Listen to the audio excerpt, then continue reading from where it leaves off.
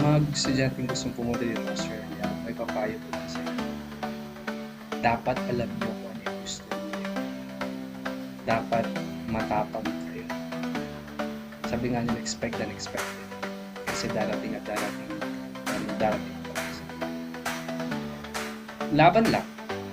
Maging matalino, diretso lang yung pananaw ko sa for example, pag sinabing student ka,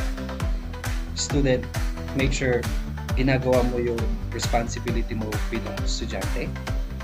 Huwag mo munang isipin yung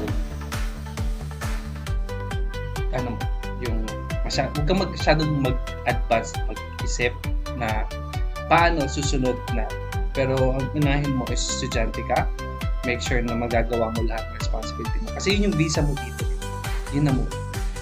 Yung trabaho, andyan lang. Make sure na pag natapos ka, ang trabaho ang maghahanap sa hindi ikaw yung maghahanap pag natapos.